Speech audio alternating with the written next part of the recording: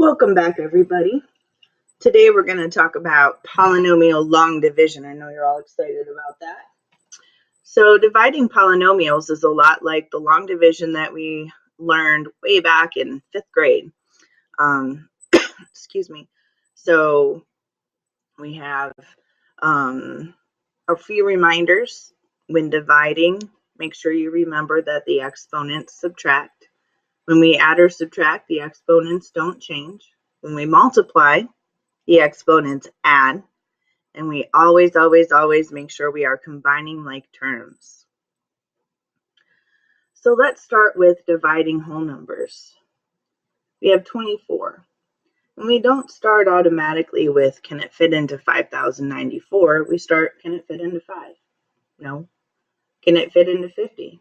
It can. How many times? 2. 2 times 24 is 48. And then at this point, we're subtracting. 50 minus 48 leaves us with 2. Bring down our 9. 24 fits into 29 one time. 1 times 24 is 24. Subtract 29 minus 24 is 5. Bring down that last 4, and we have 54. 24 fits into 54 twice. 2 times 24 is 48. Subtract, and we're left with 6. Now at this point, depending on where we were in our math, we either stopped and said, this is our remainder, or we added decimals and kept going. Well, for our purposes, we're going to stop here with our remainder. So this answer was 212, remainder 6 out of 24. And of course, because that's a fraction, we're going to reduce that to 1/4. So let's talk about how this is very similar when we're dividing polynomials. Again, I'm not trying to figure out all at one time how x plus 3 fits into x squared plus 10x plus 21. We're only going to worry about our first terms. How many more x's do I need to make x squared? Or x squared divided by x, which leaves me with x. I'm going to switch colors. And again, once we get something up top here, we're multiplying. So x times x is x squared. X times 3 is 3x. Our next step is the subtracting. I'm going to go ahead and I'm going to distribute my negative so I don't forget to change all of my signs. X squared minus x squared is 0. That should always happen when we're dividing. That first term should add to 0. If it doesn't, we need to go back to the beginning and rework the first part of our problem. Then we have 10x plus negative 3x is 7x, and bring down the positive 21. So we're again looking at the very beginning, 7x and x. So x times what makes 7x? Or if I do this division, 7x divided by x, my x's reduced out and I'm left with a positive 7. That's why we write the plus 7. Then I'm going to multiply. 7 times x is 7x. 7 times 3 is positive 21.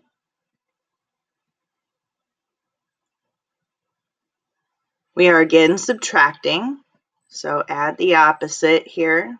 7x minus 7x is 0. 21 plus negative 21 also happens to be 0. So this 0 has to happen. That extra one there is a bonus, and that means that I have no remainder. So my solution is x plus 7.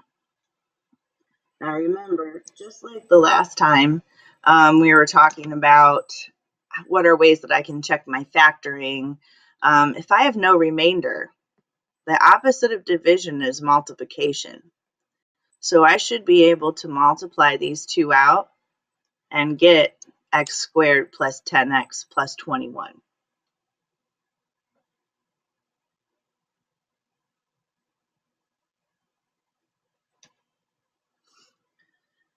All right, our next example. I'm going to rewrite this so my x minus 1 is on the left. The next thing we want to talk about is when I'm writing any of these, I need to make sure that my polynomial is always in standard form. And so we go from the third power, second power, first power, and then no x. So we're good. That's in standard form. We also want to talk about, do I have any exponents missing from 3 to nothing? And I don't. I have 3, 2, 1, nothing.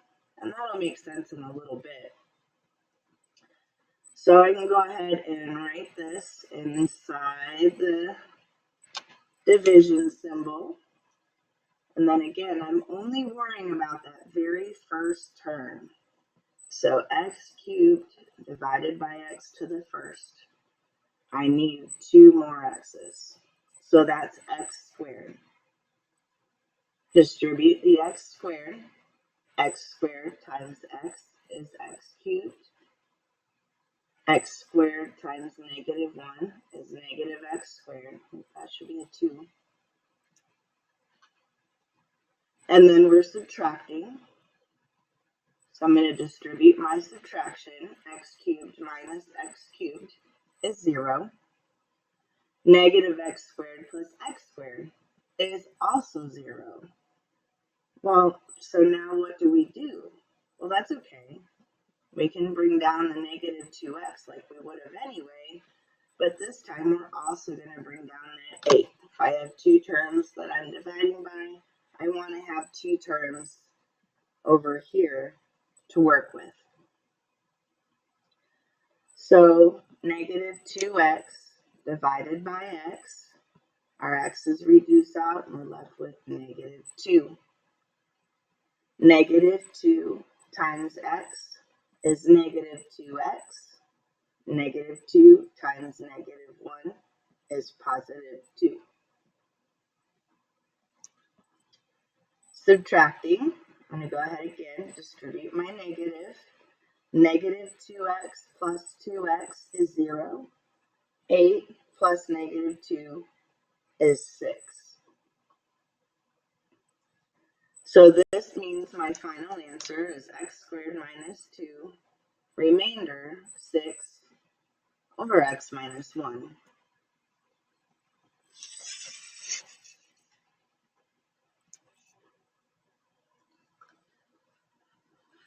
On the right side, so here's what I'm going to stick on the outside I'm dividing by. I have squared first power and then no variable. So that's in standard form. And then over here, I have 4, 2, 1, and no variable. So it's in standard form, but I'm missing an x to the third power right here. Sometimes it makes a difference and sometimes it doesn't, but we want to go with putting it in there just in case. So how do I add an x to the third? Always, always, always with a 0. So anytime you're missing an exponent from your degree on down, we always add zeros.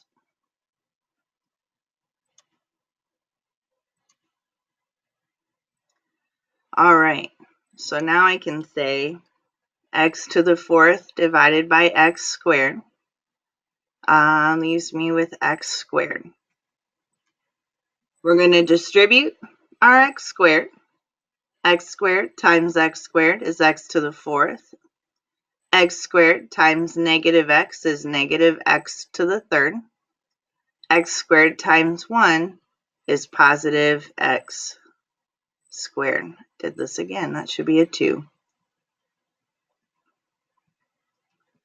Now you can see why adding that 0x cubed or x to the third power was important, because now I have something to match up my other x cubed with from when I distributed. I'm going to go ahead and distribute my subtraction.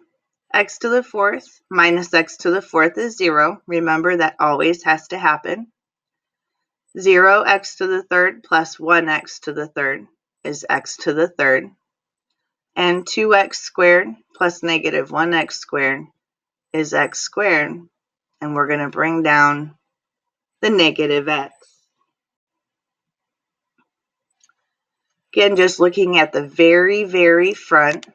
So we have x to the third divided by x squared. 3 minus 2 is 1, so I have x left here. Distribute the x. X times x squared is x cubed, or x to the third. X times negative x is negative x squared. X times 1 is x. Subtracting. And again, I'm going to distribute my subtraction so I don't forget. X to the third minus x to the third is 0. Always has to happen. 1x squared plus 1x squared is 2x squared.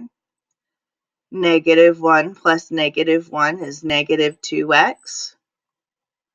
Bring down the 5. Only looking at the first terms, we have 2x squared divided by x squared.